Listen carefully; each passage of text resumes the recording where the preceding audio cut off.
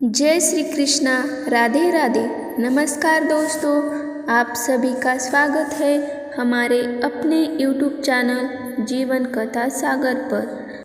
आज के इस वीडियो में हम सुनने वाले हैं निर्जला एकादशी की व्रत कथा। जब सर्वज्ञ वेद व्यास ने पांडवों को चारों पुरुषार्थ धर्म, अर्थ, काम और मोक्ष देने वाली एकादशी व्रत का संकल्प कराया था, तब युधिष्ठिर ने कहा, हे जनार्दन, ज्येष्ठ मास के शुक्ल पक्ष में जो एकादशी पड़ती है, कृपया उसका वर्णन कीजिए।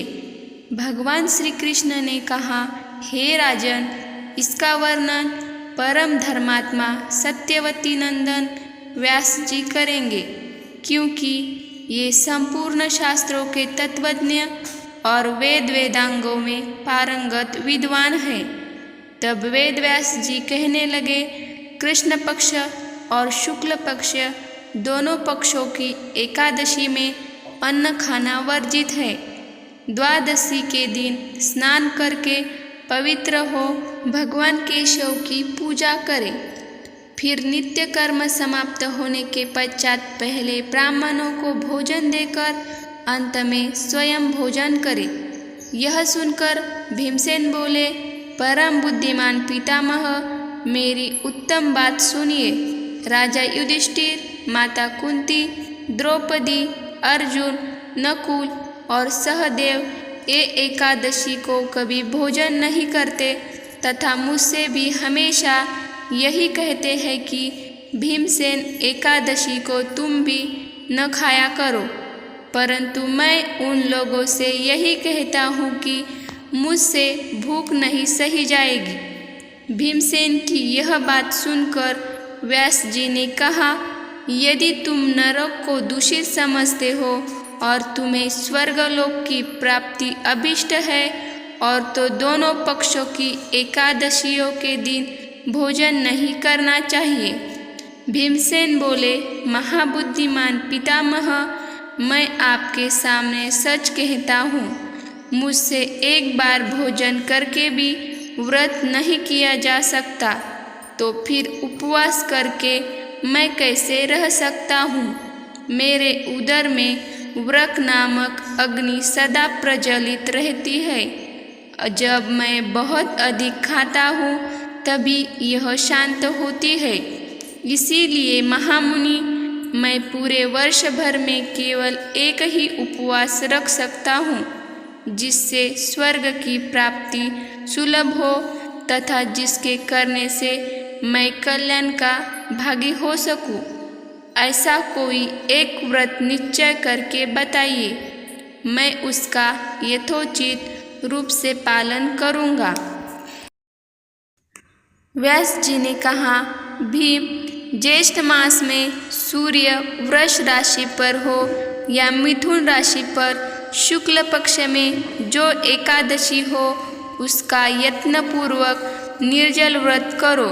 केवल कुल्ला या आचमन करने के लिए मुख में जल डाल सकते हो। उसको छोड़कर किसी प्रकार का जल विद्वान पुरुष मुख में न डाले, अन्यथा व्रत भंग हो जाता है। एकादशी को सूर्योदय से लेकर दूसरे दिन के सूर्योदय तक मनुष्य जल का त्याग करे तो यह व्रत पूर्ण होता है। तदनंतर द्वादशी को प्रभात काल में स्नान करके ब्राह्मणों को विधि पूर्वक जल और सुवर्ण का दान करे। इस प्रकार सब कार्य पूरा करके जितेंद्रिय पुरुष ब्राह्मणों के साथ भोजन करे।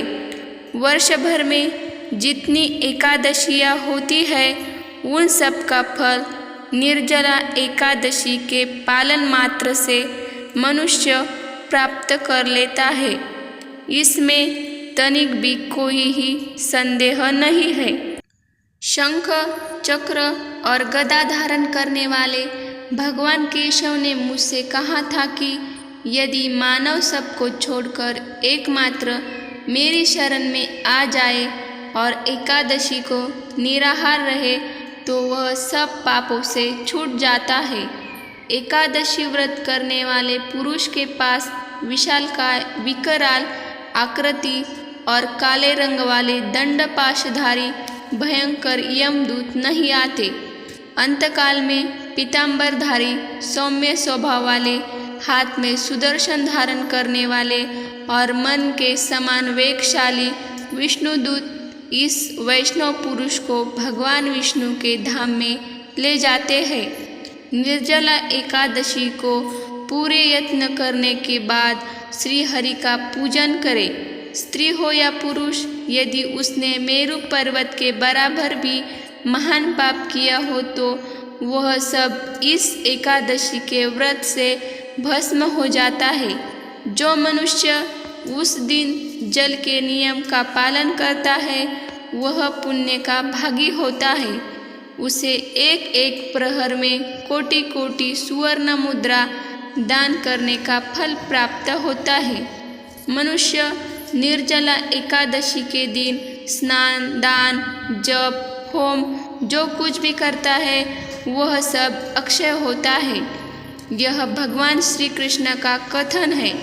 निर्जला एकादशी को विधि पूर्वक उत्तम रीति से उपवास करके मानव वैष्णव पद को प्राप्त कर लेता है।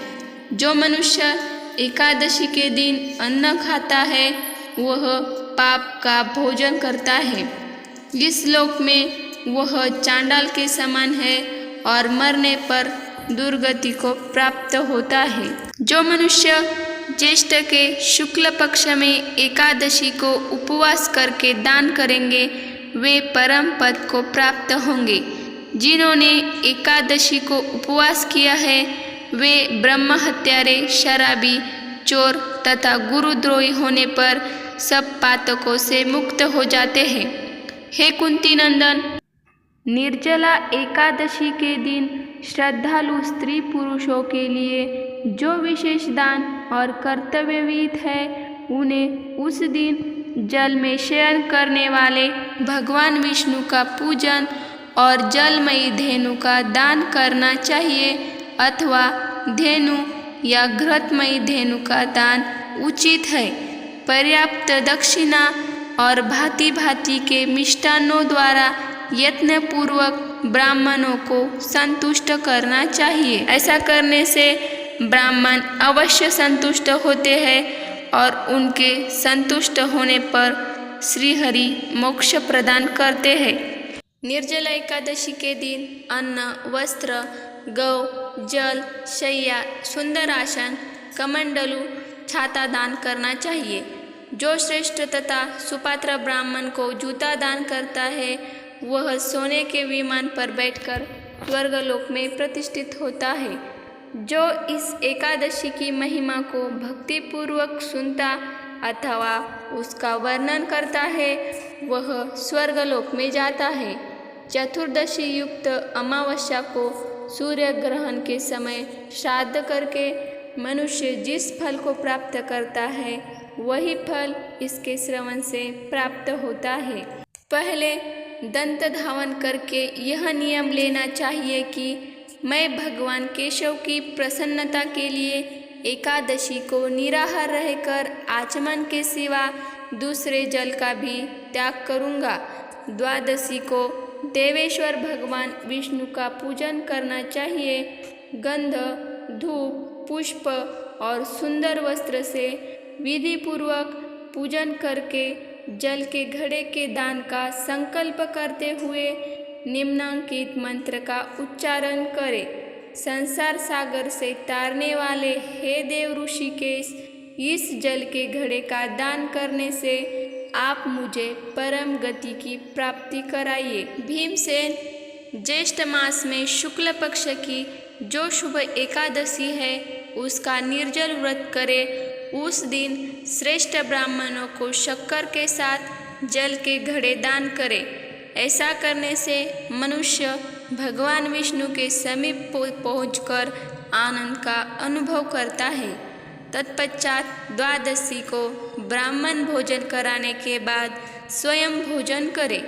जो इस प्रकार पूर्ण रूप से पापनाशिनी एकादशी का व्रत करता है वह सब पापों से मुक्त होकर आनंदमय पद को प्राप्त होता है। यह सुनकर भीमसेन ने भी इस शुभ एकादशी का व्रत आरंभ किया। तब से यह लोक में पांडव द्वादशी के नाम से विख्यात हुई। ज्येष्ठ शुक्ल पक्ष एकादशी के दिन भगवान श्री कृष्ण ने देवी रुक्मिणी का हरण किया था, इसीलिए इस एकादशी को रुक्मिणी हरण एकादशी के नाम से भी जानते हैं। यह थी निर्जला एकादशी की कथा।